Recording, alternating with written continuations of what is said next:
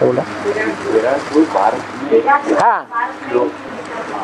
विराट का मतलब है बहुत बड़ा। क्या? बहुत बड़ा रूप। एड़ी से लेकर के चोटी तक का सारी मनुष्य सृष्टि की कहानी उसमें भरी हुई है। देवता धर्म से लेकर के क्षत्रिय धर्म,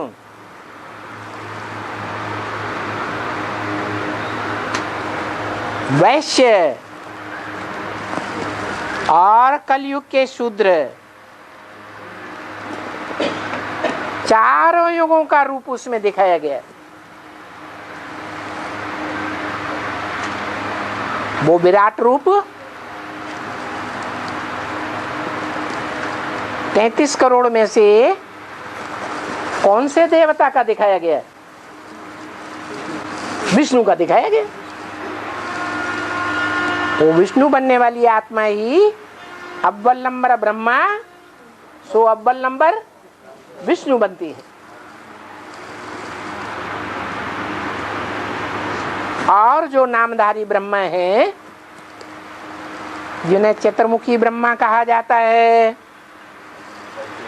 पंचमुखी ब्रह्मा भी कहा जाता है, उनमें 4 भुजाएं हैं सहयोगी के रूप में,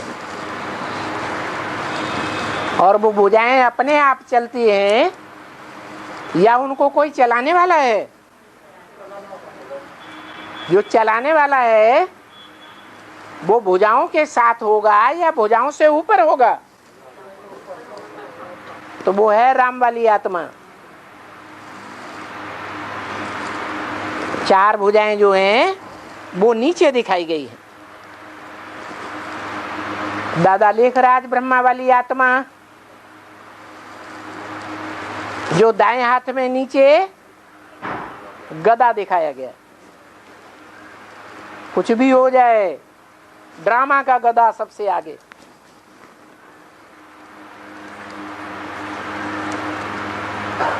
दाईं ओर ऊपर की भुजा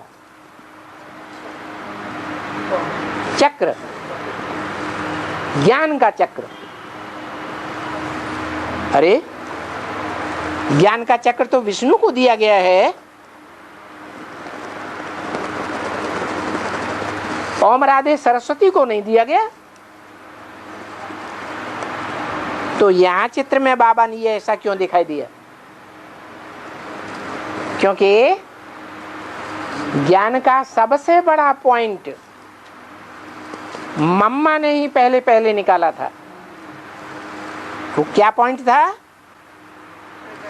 वो पॉइंट था आत्माएं ज्योति बिंदु है, तो आत्माओं का बाप भी ज्योति बिंदु।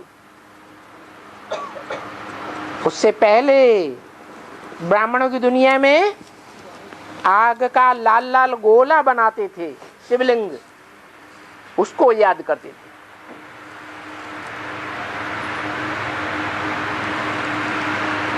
तो मम्मा के हाथ में क्या दिखाया गया है? ज्ञान का चक्र दिखाया गया। ये चक्र घुमाने की शुरुआत जैसे मम्मा ने की, और बाएं हाथों में ऊपर का हाथ है शंख। तो वो छोटी माँ ओम राधे मम्मा जिसमें प्रवेश करती है वो है छोटी माँ। क्या?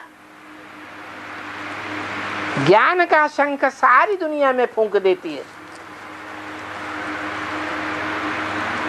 जब शंख बजता है तो भक्ति मार्ग में दिखाया गया है कि शंखों की आवाज होती है तो सारी दुनिया में महाभारत युद्ध शुरू हो जाता है। बाबा ने भी कहा है, इस ज्ञान यज्ञ कुंड से क्या निकलेगी? विनाश की ज्वाला निकलेगी। तो वो ज्वाला तब निकलती है जब वो वैष्णो देवी इस युद्ध में प्रवेश कर जाती है। और चौथी भुजा है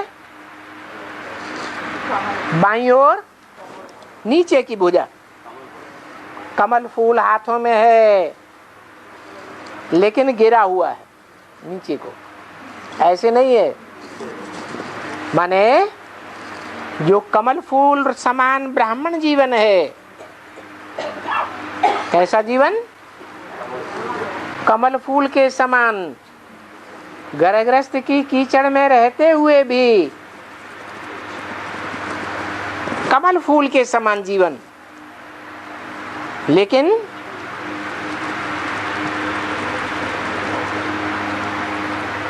वो गिरा हुआ है। गर्भग्रस्त में जीवन नीचे कब गिरता है? तब गिरता है जो कहावत है, घर की धरणी अगर अच्छी हो, गृहिणी अगर अच्छी हो तो घर स्वर्ग बन जाए, अगर अच्छी नहीं है तो घर नरक बन जाता है। व्यभिचार का वैश्यालय बन जाता है। फिर भी वो आत्मा विष्णु की भुजा में कैसे आ जाती है?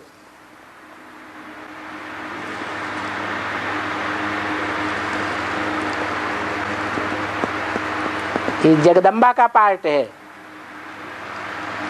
जगदम्बा कोई सिर्फ भारत की अम्बा नहीं है, भारतवासियों की सिर्फ अम्बा है नहीं, सारे जगत के सब धर्मों की अम्बा है। तो सब धर्मों की जो माताएं हैं उनके अंदर जो स्वभाव संस्कार होंगे, एक छोड़ दूसरा पति बनाने के, वो स्वभाव संस्कार जगदम्बा में होंगे या नहीं होंगे? हैं? होंगे, तभी तो टाइटल मिला जगदम्बा। भारत माता का टाइटल नहीं, जगत की अम्बा, नीच ते नीच धर्म वालों की भी अम्बा।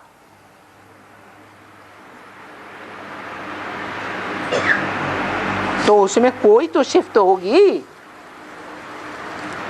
जो जगदम्बा के लिए गायन है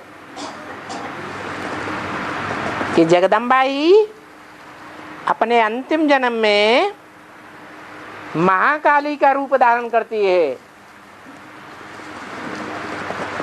अंतिम जन्म में तो सभी काले तमो प्रधान बनते हैं कि नहीं बनते हैं?